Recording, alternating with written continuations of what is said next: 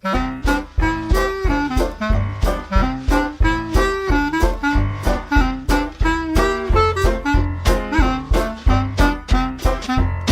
present Rob Roy by Walter Scott. Adapted for radio by Robin Brooks.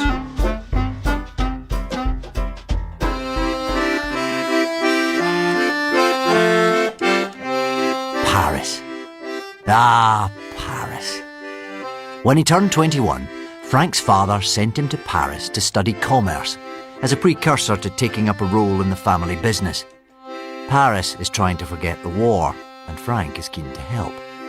But then, abruptly, he is summoned home and ordered to present himself at his father's London office. Frank is not entirely surprised.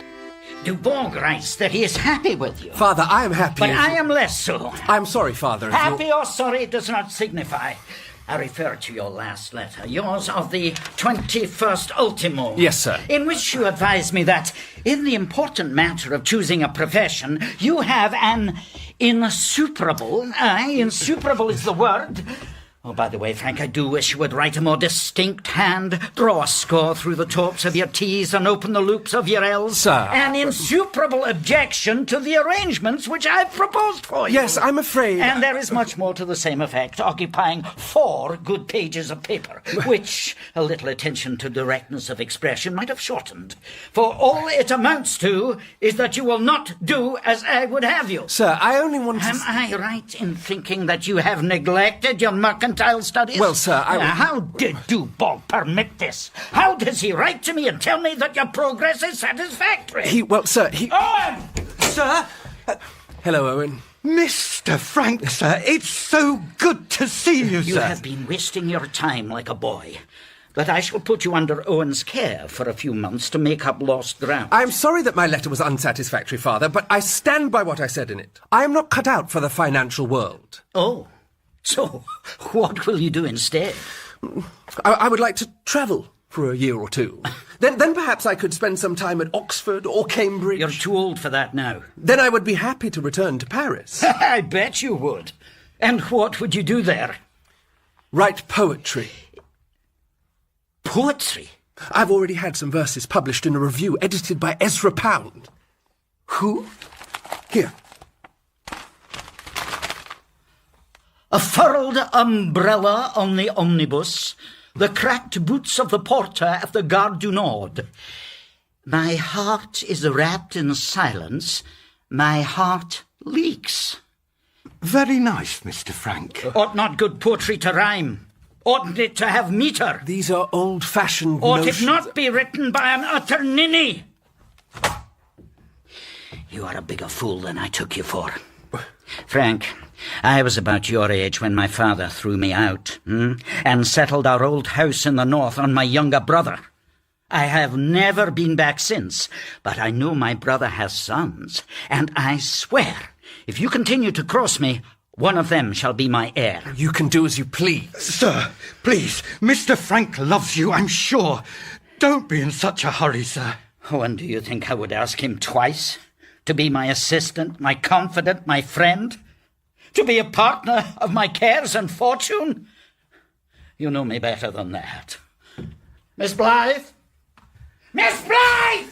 Oh, Mr. Frank, think, sir, of what you were going to lose. One of the most prosperous houses in the city. My father can dispose of his cash as he pleases. You have ruined yourself. Why does he want to force me into a lifetime of money grubbing? Don't we have enough of the stuff? I would never be as good as him at getting it or keeping it. He was depending on you, Frank. He had all his hopes on you. He can't carry on forever. Thank you, Miss Blythe. So, Frank, how will you support yourself in your new life? Oh, perhaps you will get money by your poems? Not enough to live on. Would you like me to continue your allowance? Yes, please. I will do so. On condition you go north immediately. You will visit your uncle and meet his family. I will send for one of his sons to replace you here, and you may stay at Oswald Hall until you hear from me again. I have telegraphed your uncle, and a seat is being booked for you on the Flying Scotsman. Sir. In 3rd class. So Frank hurtles north on the Flying Dutchman, or whatever you call it, and as the smoke and hum of London fades, he is conscious that he is leaving behind the comfort and charms of metropolitan society. It's all happened rather quickly, and his muse has deserted him, the trollop. He stares at the brown, lumpy Pennines wheeling by, and no poem comes. Not even the thoroughly proletarian fellow passengers in third class inspire him, and they have plenty of cracked boots. By the time they get to Doncaster, he's feeling a wee bit flat. To reach Osbald Hall, Frank has to change at Darlington, and in the station buffet, besides himself, there are only two travellers. One is a big-looking fellow sitting over in the corner, and just opposite Frank is a pale-looking gentleman who has a small but sturdy case on his knee. I say, are you waiting for the Newton Abbot service? I can't say just now.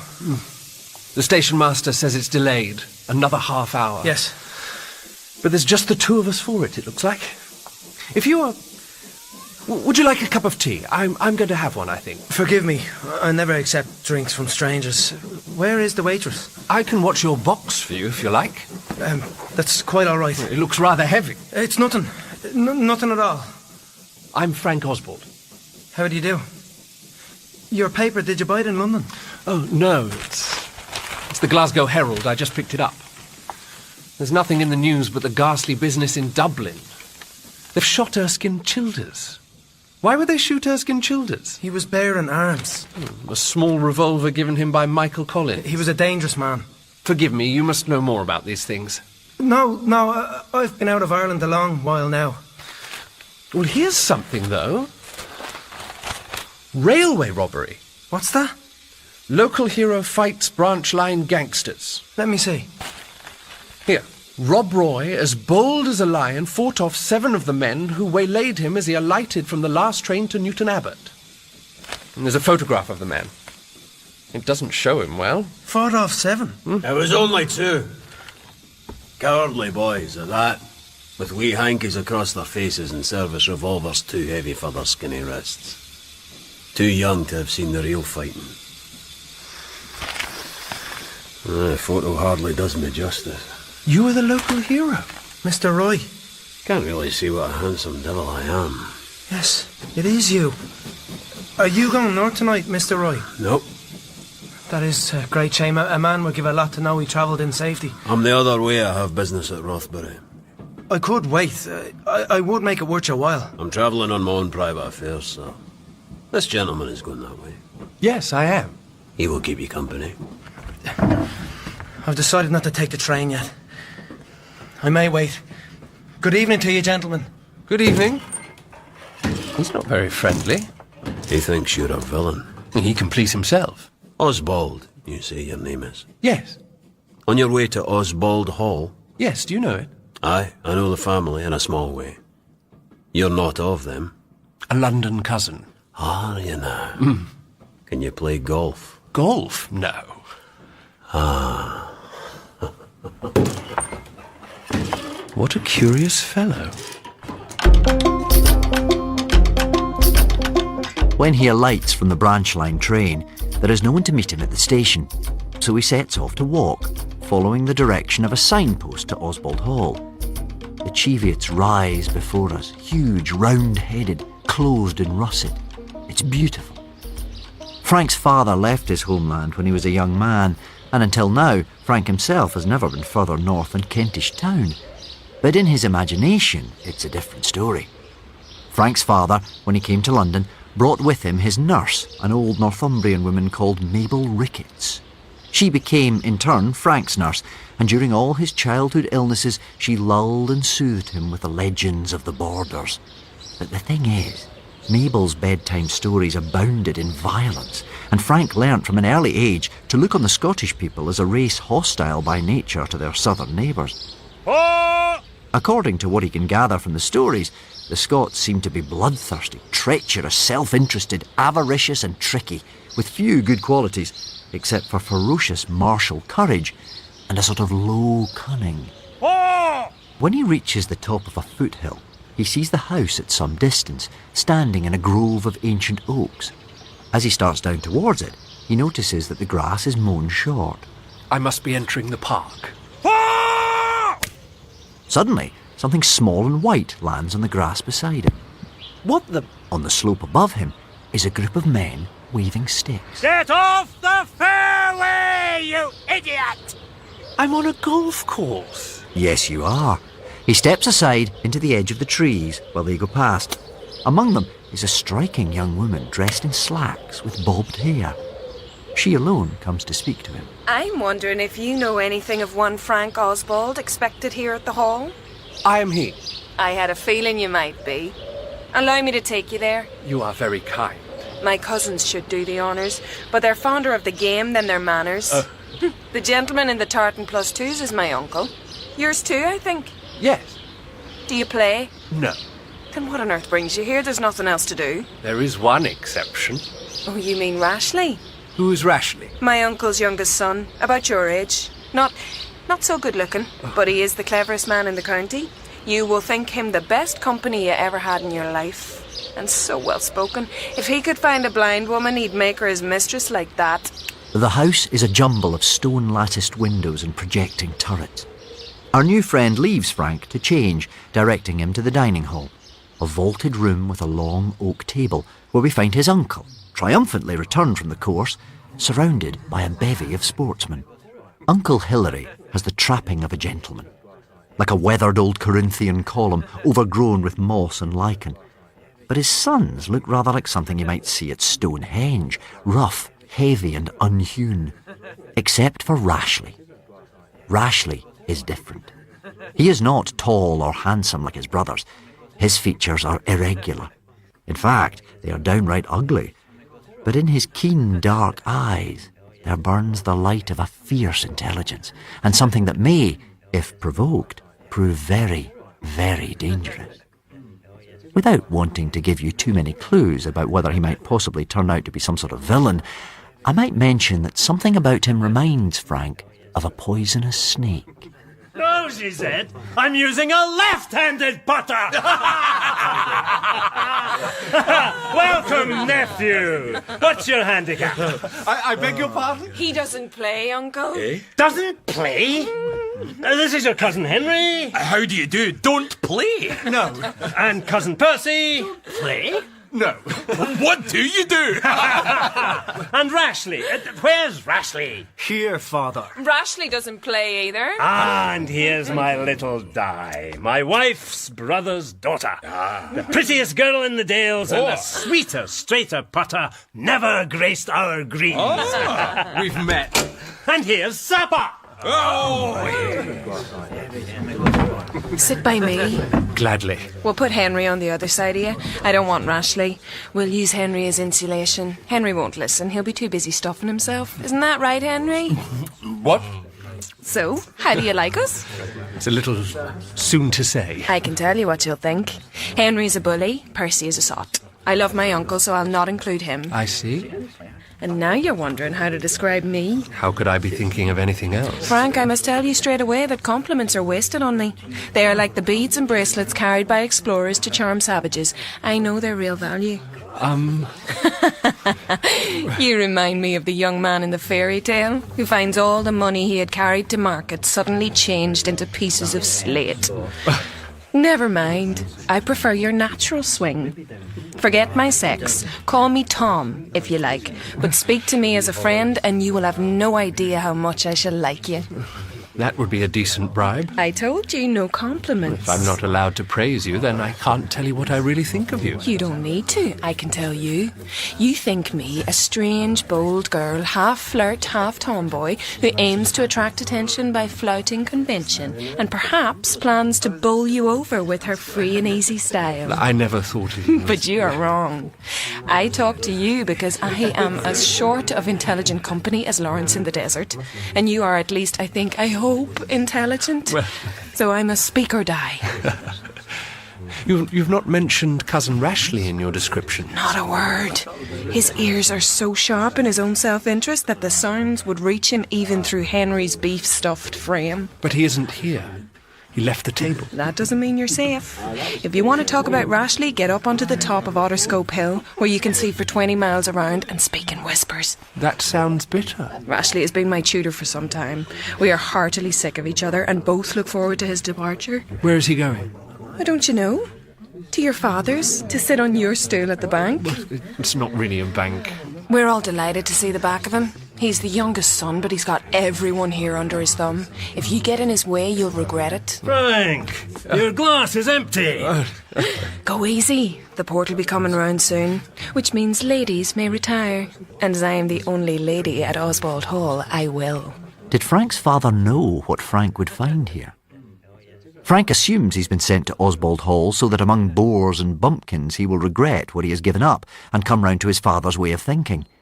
But now, here is this extraordinary girl, extremely pretty, rather wild, and seemingly lonely. Perhaps his father's plan has backfired. When Frank goes to bed, he dreams of her, and hers is the first face he sees in the morning. Wake up! What? Frank, wake up! What are you doing in here? You shouldn't... Get up! I've something to show you. Come on, get up! Hop in! This is a fine-looking machine. How did you learn to drive it? Trial and error. Where are we going? Otterscope Hill!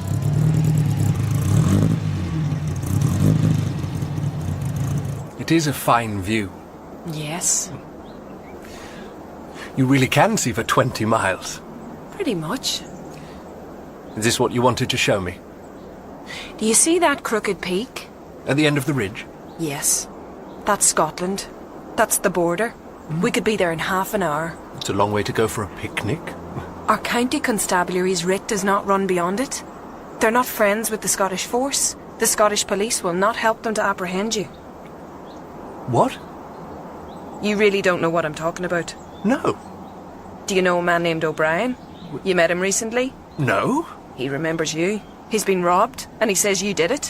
What? Our local Bobby's on his way to arrest you. The magistrate is a friend of mine. He kindly telegraphed to say he's been writing out your warrant. I don't believe it. You look like a startled horse. Don't fret. It's not petty larceny. It was a great deal of money. Robbery with violence. Where is this magistrate? You can see his clock tower beyond the wood. There. Take me to him. Are you sure you wouldn't rather go to Scotland? Certainly not. The accusation is false. Please yourself.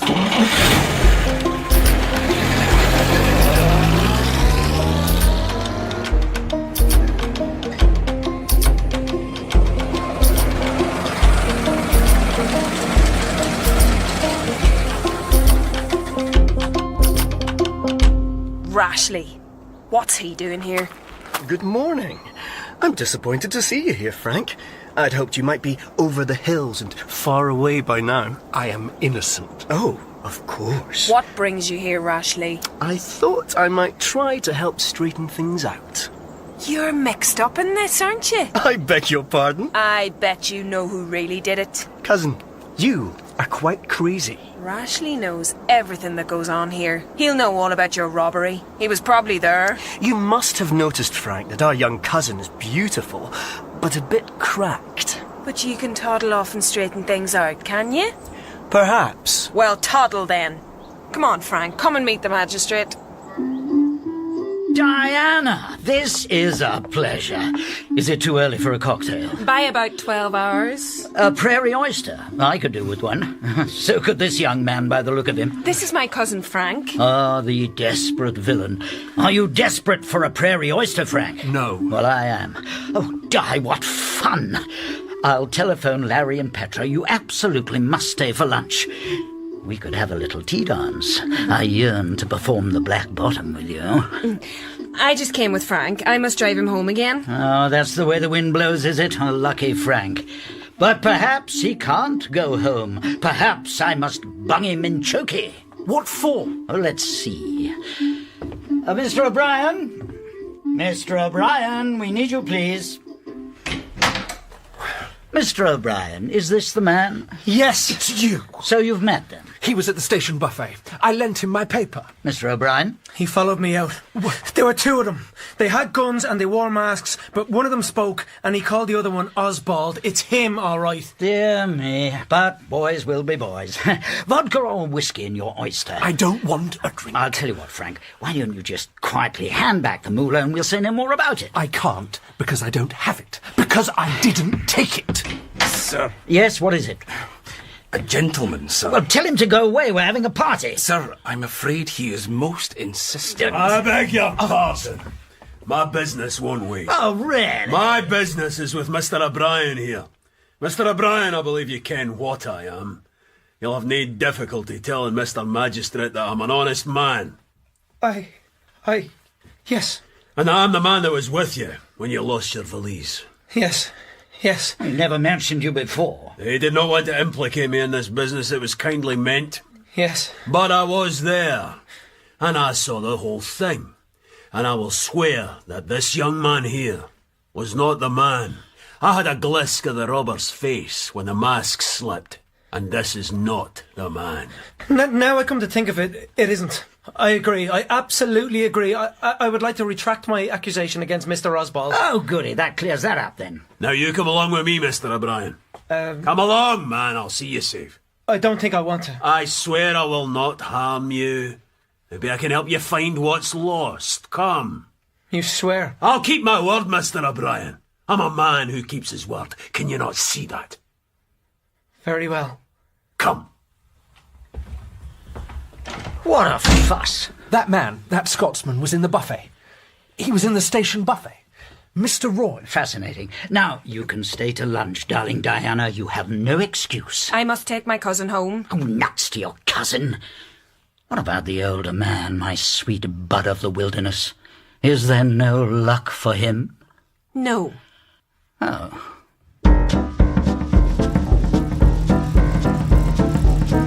Rashleigh's the man. He does what he likes and everybody dances to his tune. You think he has something to do with that Roy? And you think Roy was mixed up in the robbery? That man seemed scared to death of him. But Roy was in the paper for fighting off robbers. And your magistrate recognised him, I think, but he didn't say. I can't tell you. But... I could, but I shan't. What? Why not? Frank, I am, as you can clearly see, a straightforward, true-hearted girl. I'm honest and open by nature, but I am in a bunker. I am deep in sand. I am hopelessly stuck so that I daren't speak, and I can't. I simply can't answer questions, not for my own sake. Really? Yes, really. You have no idea how hard I work to hide my aching heart. You are a reasonably perceptive young man. Well, and of course you want to know what's going on. And I can't tell you, but I can't bear to lie to you either. So could you just very kindly not ask me any questions? Very well. But if I can help in any way, then please ask me. I will do whatever I can to help you, if you need it. Thank you. When we're back at the hall, there will be times I cannot speak, but I want you to at least know when they are, so I'll touch my chin like this. Because you are my trusted confidant now, despite the fact that you know nothing about my affairs and I can't tell you anything. But I can show you my secret lair, where I'm safe from the golfing orangutans. Where is that? The library. Once upon a time, I shared this library with Rashleigh, when we were friends. You are not friends anymore? We're allies. We have mutual interests. He used to be my tutor, but now I study alone. What studies? Ancient history, current affairs. This is my little den now. I don't see anything to make it yours. Apart from maybe... The pictures? Yes. The portrait in oils is my great-grandfather. He fought against the British with Robert Emmet. The photograph? Is my father. He fought against the British with Patrick Pearse. I detect a theme. And my father fought with Michael Collins in the Civil War. And then we lost him. Oh. That is why I am here. An orphan girl, living with her uncle. But I am proud of him. I don't support... In Ireland, the British have not behaved. Prouder than if he had gone to the winning side and got himself a ministry in the Free State. That's Rashleigh. Rashleigh, why do you knock? You know I'm not alone. Habit. I think I might have you to thank for my release today. Ah, I wasn't sure, but when I asked Miss Vernon, she referred me to you. It was nothing. I happened across the man Roy by accident and persuaded him to speak up. Happened across him. I know Roy in a general way. He's something of a local figure. Do you think he actually took part in the robbery? O'Brien seemed scared to death of him. I hear a rumour O'Brien was on a delicate mission, not mere commercial interests. No. Something political. Really? I will leave you, gentlemen. I wish you a good evening. Have we offended? Miss Vernon feels cooped up here. She's not happy. It's a form of exile for her. But without the consolation of art. Of poetry, for instance. Poetry? I may as well confess I am a subscriber to Mr. Pound's Review. Oh. I knew your name long before you came here. Really? Kitchen smells. The pink and yellow dawn. Among the cabbage leaves, the porters yawn. Lampe de mer. Blanc bizarron. Lamplight falters. Shall we go? You know it. Do you... What do you think? I can't say how much I like it. You are an admirer of Lafort. Yes, of course. You? Oui. But I understand I must keep quiet about it when I take my place in your father's business. Yes, you absolutely must. You must tell me all about your father. I hope you don't bear me any ill will. Not at all. And I will tell you about Miss Vernon, if you like. Please.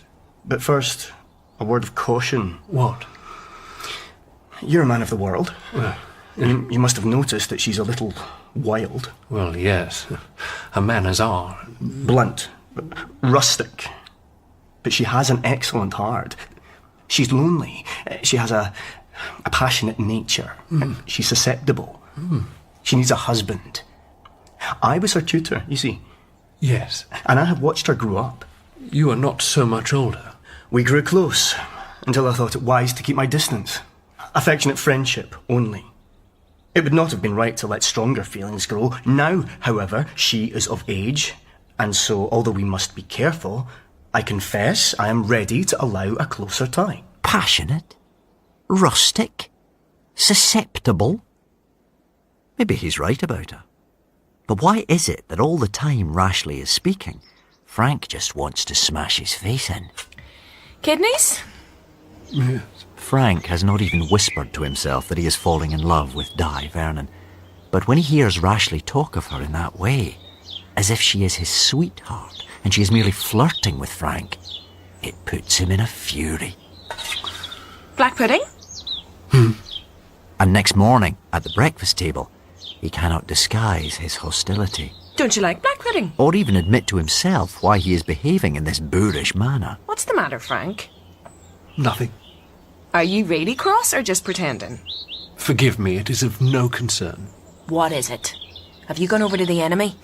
What's Rashleigh been saying to you? It really is of no concern. You mean it's no concern of mine? Very well. As you must know by now, I have to make my own way here. So I don't take offence easily, and I've learned to keep my upper lip as stiff as you like. I wish you a happy digestion of your toast and your temper. You'll find me in the library if you need me.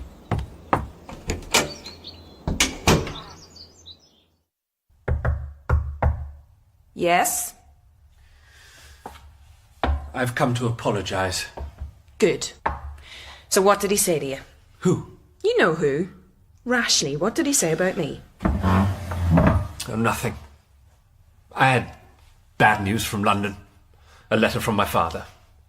We've fallen out, you know, and he's being very disagreeable. Is that right? Yes, I'm sorry. I see. So what did he say to you? Who? Rashleigh. Come on, Frank, I'm not an idiot. I flatter myself you might have noticed that by now. Rashleigh's at the bottom of everything that goes on here, I told you that. You said he was your ally. There are certain things between us, but there's nothing he could say to you that you could not repeat to me. He said nothing. It was just chat. Just a private conversation. Oh, for God's sake. Tell me the truth, or I swear I will make you sorry you lied and prevaricated in this cowardly way. I can't... Oh, come on, Frank. Just tell me. Pretend I'm a third party, with no interest in the matter. Pretend you're broadcasting on the Home Service. Use short sentences and ration the adjectives. Since you insist. He conveyed to me... He insinuated that he had kept you at a distance while he was your tutor because of certain feelings between the two of you. But that now you're of age, there might be some understanding. Understanding? I understood a romantic attachment. Between me and... with Rashleigh? Yes. And you believed him? I saw no reason not to. Didn't you? I'd rather die. I'd rather become a nun. If he was the last man on earth and I was dying of loneliness, I would run the other way as fast as my legs would carry me.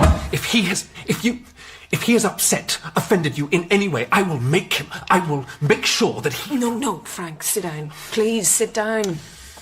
I don't want you involved. In any case, you can't hurt him without hurting others. He has protection. Or believe me, I would have taken a 5-iron to the back of his misshapen head. But I can't. I'm not afraid of him. But you must leave him alone. Understand? Please. For my sake. Promise me. If you want. Thank you. He's dangerous. He's dangerous to me. I can't tell you why, but it means I can't openly go against him. I must be careful, and I ask you to be careful too. Not to get across him. He's going to London in a few days. So until then, just keep out of his way. Frank does as she asks, but he also writes a confidential letter to Owen, warning him to be on his guard against the new replacement. He doesn't like the thought of Rashleigh in his place, but he reckons that Owen is canny enough. Frank also notices that, despite everything she has said to him, Di Vernon has several long, private meetings with Rashleigh. This does not make Frank any fonder of him. He takes a little exercise to suppress his feelings.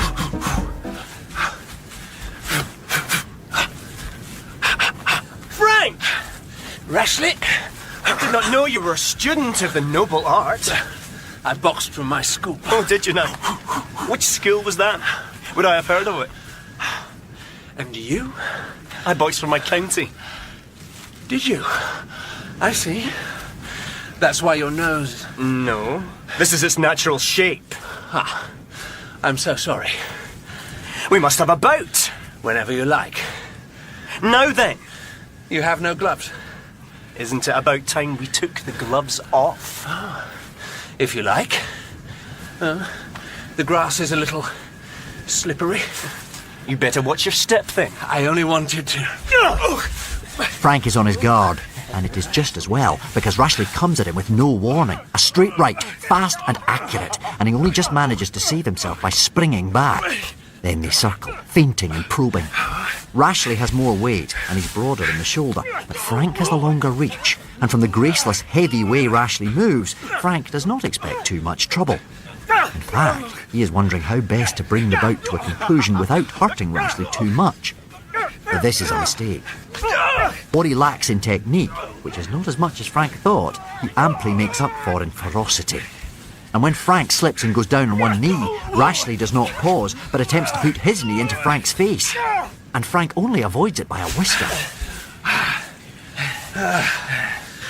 We're not playing by the Queensby rules, then? I'm terribly sorry. You know, I never was. Frank is starting to get angry. He has decided he will knock Rashleigh down as soon as he may. But when he comes forward, Rashleigh tries to sweep his feet and partially succeeds. But as Frank falls, he grabs Rashleigh by the throat and they both go down and land with Frank on top, his hands round Rashleigh's throat with every intention of choking the life out of him. Until suddenly, he feels himself lifted bodily into the air.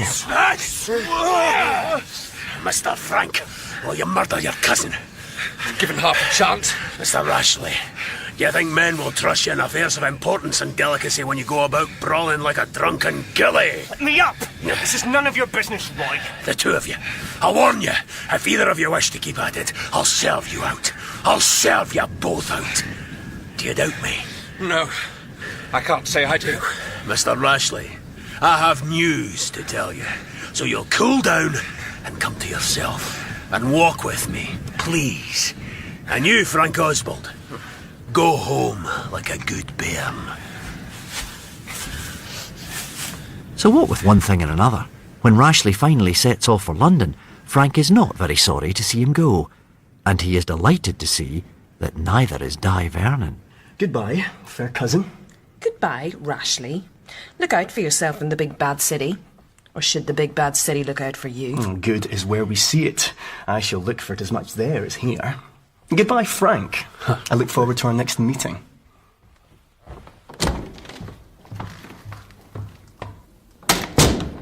Ghastly little hypocrite. Thank God he's gone. We should do something to celebrate. Fancy 9 holes? I don't really play. Oh, no, I forgot. I know, you can caddy for me. I'd be delighted.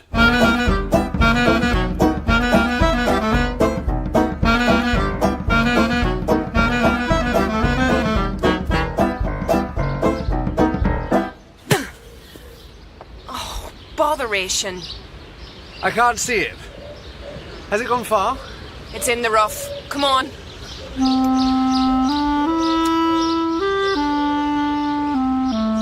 You might wonder why Frank is happy watching Rashleigh go off to take his place. Why doesn't he write to his father to beg release from his banishment at Oswald Hall? Why doesn't he yearn for Paris again and the little place on the left bank where he used to drink his café au lait? Well, it's fairly obvious, isn't it? Miss Di Vernon is the reason. Damn. I'll need a long iron. Her beauty. Right. No, a medium. 7. That one. Right. That one. Her charm. That one, Frank, you dimwit. The one with the number 7 on it. Right. Sorry. The mysterious dangers that surround her and the fortitude and sang-froid with which... Bloody hell! Why do I bother? Bloody thing. With which she seems to face them. Frank takes more and more pleasure in her company. And she, he likes to think... It's in the bunker. In his. I know it's in the bunker, Frank. I'm not blind. Come on. It's a bit steep, this bit, with the clubs. Oh, come on. Give me the putter and catch me up. The putter. Here. I'll be fine. Go through the trees. I'll see you on the green.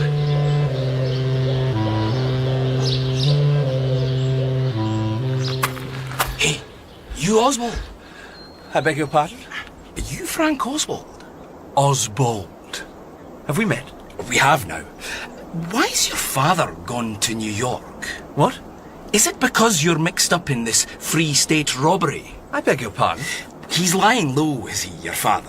But look, it's Rob Roy I really want to talk to you about. Who are you? Jim Brady, Glasgow Herald. I'm writing a piece on Rob Roy. Who? Very good. When you and Rob took O'Brien, did you know he was carrying the money for the Irish Free State? I didn't. We think O'Brien is paymaster for the Irish agents tracking down their enemies over here. Unfinished business from the Civil War. We think there's going to be blood. Were you trying to nip that in the bud? Are you working for the British government? Or Rob Roy? Who is Rob Roy? Frank, everyone's heard of Rob. He's in the meat-packing business. He runs the protection rackets round our way. He's got fingers in pies. Other people's fingers, mostly. I don't know anything. So, when the news of the robbery got out, that's when your daddy decides to skip. Coincidence? I haven't heard from my father. I have nothing to say to you. Please yourself. I'm going back to town. Here's my card.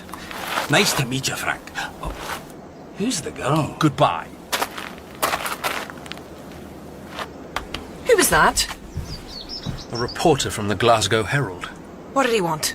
Did he ask about me? No. He wanted to know about Rob Roy. Rob Roy? Oh. I'm going to the village to see if there are any letters for me. Fine. I'll carry my own clubs.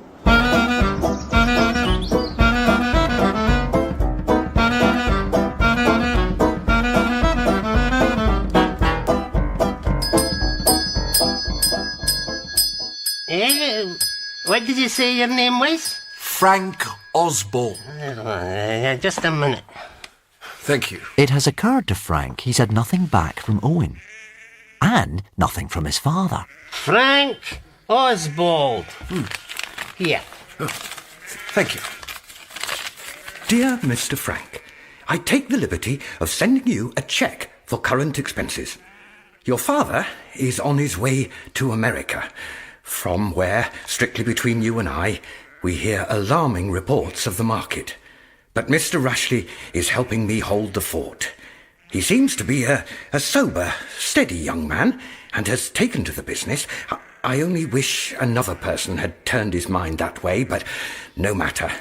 Do write when you have a moment. We long to hear your news. Your old friend Owen. He hasn't had my letter. Something's happened to it. Rashleigh again. I'd like to send a telegram. A telegram? Oh, goodness. I'll find your form. We have one here somewhere. He sends a telegram to Owen and waits for some time, hoping for a reply, but none comes. By the time he's walked back to the hall, it's going dark. For some reason, he wanders round by the library, where he knows Di is most likely to be spending her evening, as she usually does, alone. But thrown against the blinds are the silhouettes of two figures, hers and another. A figure that is clearly male. Who can that be? Yes. Di? You know you needn't knock. No. I am alone. Are you? Yes. Why wouldn't I be? I don't know. What's the matter? Nothing. I was just reading. I was reading your book. Oh? Your Browning. And I found this piece of paper. I think it's poetry. Is it? Listen. I have lived through various torments, seen the smoke whipped from the grimy smokestack, dirty flowers, my own shrieking nerves. I suffered for my soul's blots, and I spat on love.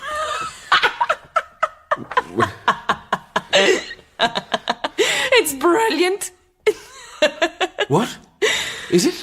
A brilliant parody. The pomposity, the self-absorption someone's caught. The lack of any craft or intellectual rigour. The hideous adolescent awfulness of modern poetry. It's mine. It is my translation of a poem by Jules Lefort. Is it? It's brilliant. It was not meant as a parody. I'm a great admirer of Lefort. I beg your pardon. I do beg your pardon. I wonder if you ought to spend time on things like this. Well, you don't approve of translation? You think I should write original verses? Not really. I think your time might be better spent. Really? How? I don't know. Journalism? What? Novels? Oh, don't be angry. Angry? I'm not angry. I value your honesty. Who was here just now? Who? No one. Yes, there was. No. Someone. A man. I saw him against the blind. You're mistaken. There was no one.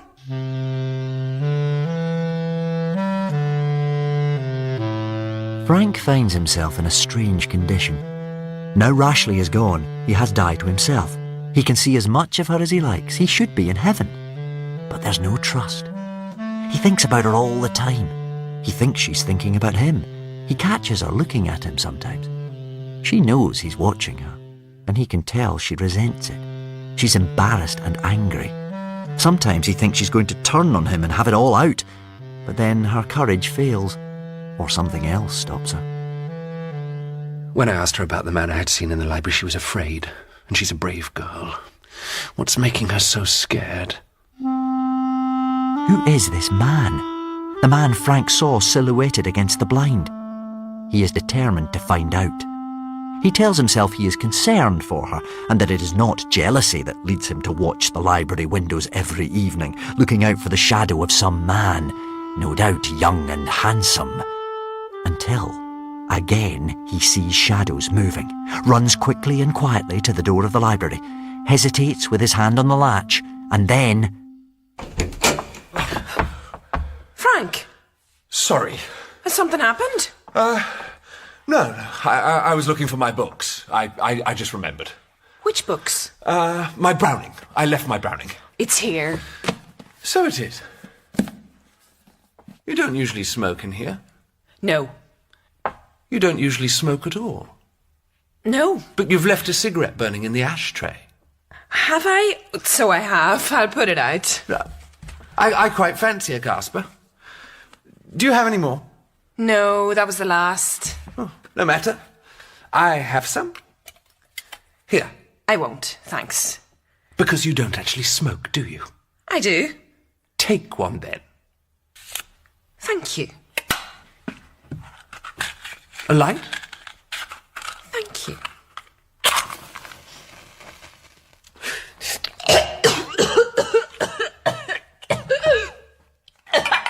Here. Have some water.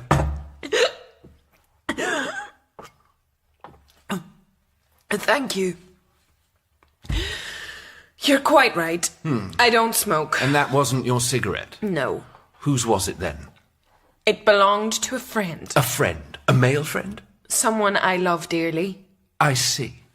I won't have questions. I won't ask any then. I won't have your accusations. I won't make any. Yes, you will. You do. You're just not saying the words. You come bursting in here, spying on me. I don't care which fine fellow your little cigarette belongs to. I've woken from a pleasant but deceiving dream. I will relieve you of my presence. Oh, don't be such a pompous idiot. Stop it, Frank. Please, stop.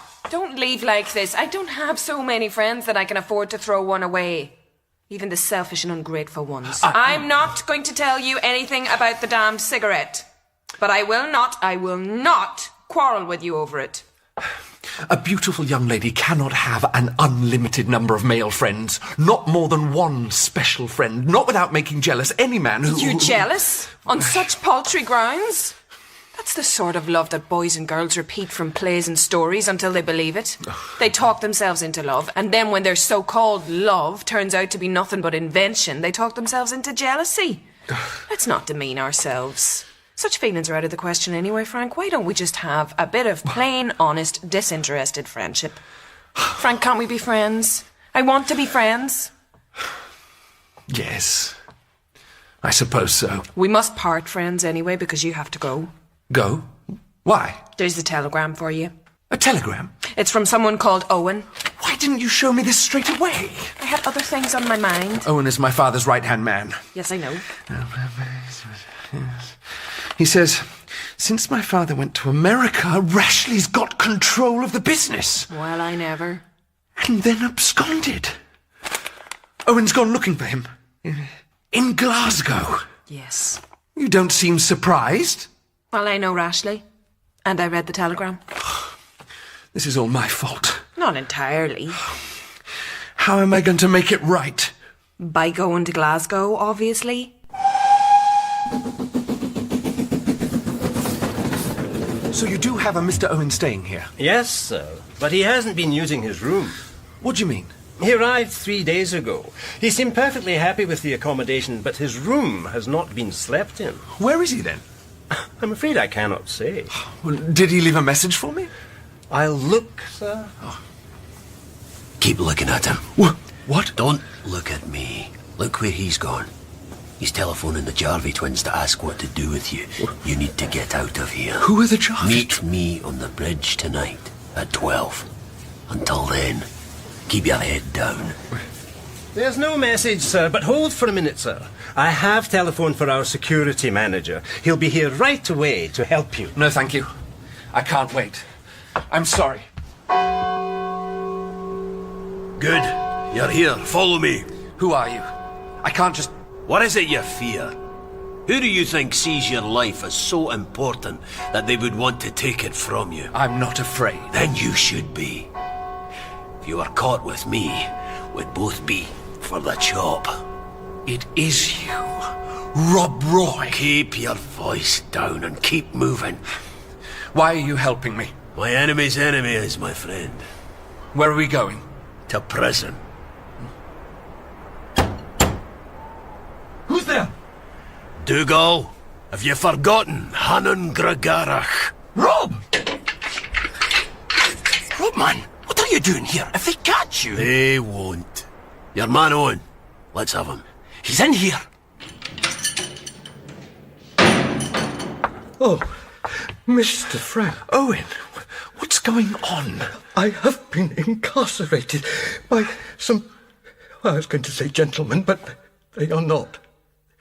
The Jarvie brothers.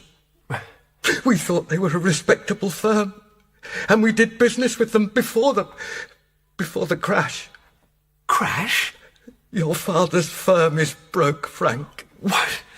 There have been many failures. The market and Rashleigh. Your father has gone to New York to do what he can, but Rashleigh has taken what was left. The scoundrel. I pursued him here, and I thought in our difficulties our old friends in Glasgow may give me credit. Far from it. They have imprisoned me. They have uttered threats. Threats? Won't be just threats for long. You're lucky you've got both your knees. We need to leave town. Who is this gentleman, Frank? This is Rob Roy. I have heard of him. I should hope so. Come on. I owe you an explanation, Mr. Oswald. Do you?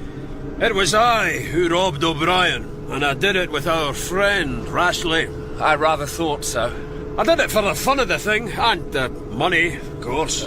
But Rashleigh never told me that O'Brien was a courier for the Free State. Was he? He was carrying money to their men in the Highlands. Why would the Irish Free State have agents in the Highlands of Scotland? Because that is where their enemies have run to, mostly. The Republicans. That war is over. I think it may rumble on for a month or two yet. And so does Rashleigh, for he has changed sides, I believe. Why? I wouldn't be surprised if money had something to do with it. That and a little disappointment in love. Where are we going? I'm taking you to Oswald Hall. Why there? Well, you have friends there. Or a friend, don't you? I'm not so sure. There doesn't seem to be anyone here. I'll take a peep about the place. Owen, are you all right? I'll stay in the car. Very well.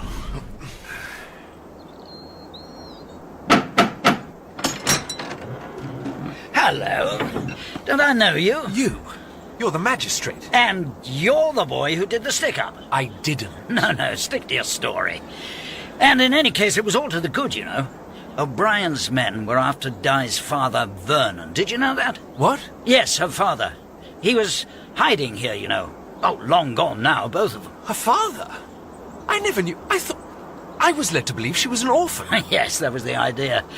The Free State men were trying quite hard to kill him, you know. They'd set a bounty on his head.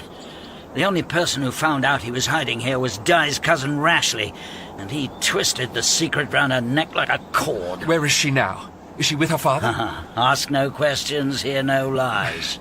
Where is my uncle and my cousins? Now, that I can tell you. Playing a tournament in Lytham St. Anne's, which means I can walk home without fear of being brained by a little white ball. I only popped over because your uncle asked me to keep an eye on things. There's a fire in the library. Make yourself at home. I'm not going to stay long. But he stands for a moment looking into the fire and thinking about his hopeless passion for Di Vernon and his stupid, baseless jealousy and his conviction that he will never see her again. Frank? Di! Keep your voice down. What are you doing here? We're waiting for a boat. My father and I... You know my father's... Yes. We were hunted out of the docks in Glasgow. We had to come back here. Rashleigh... Is he here? I'm afraid he might be. My father... What was that? Oh, God! Oh, Mr. Frank! Owen. Rashleigh! He's shot a man on the drive. My father? Oh, God! Father! It's all right.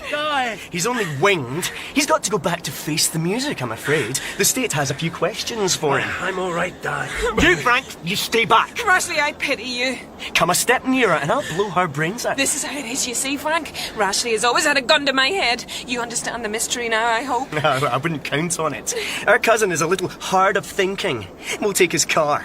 Can that fill Oaten Drive? Frank, don't! If he doesn't shoot me, he will certainly shoot you. Well, you suggested it, my dear. As always, an inspiration. Di! Frank, I warn you. Take another step towards me and I will take great pleasure in putting a bullet between your eyes. Oh, hell. Maybe I'll just do it anyway. Frank, he means it! Frank!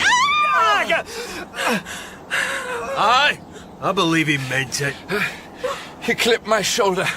Curse you! My shooting was better. I curse you, Frank Oswald! Curse you! Is he dead? Yes. Mr. Roy, thank you. As I've saved your life, you may call me Rob. And as I've taken his, I must be on my way. Di Vernon, will your father do? He's all right. I'm fine. Thank you. Miss Diana, I cannot always be this young man's guardian angel, so you'd better supply the loss and marry him. Thank you, Rob. I will. Frank. Di. I know you love me, and in time, I suppose I may grow accustomed to you. Thank you. But promise me one thing. Anything. Promise me you won't write any poems for me, to me, or about me. I'll try my best to pass this test. Your every whim shall... Yes, all right. Are you happy now, both of you? Yes. Yes. And that's it. Shed Suez! Strike up! Shed Suez. What does it mean? It means strike up. Strike what? A match for your cigar at an outside table on Boulevard Saint-Germain? No. The pipes, my bonny lads and lasses. The pipes!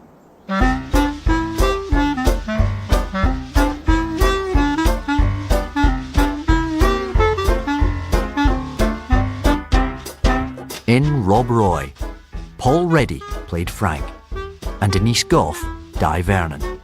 Mark Bonner played Rob Roy. Christian Rodska, Quentin and Frank's father. Joe McFadden, Rashleigh. Michael Eaves, Owen. Stuart McGugan, Uncle Hilary, Vernon and the Postmaster. Paul Reed, O'Brien.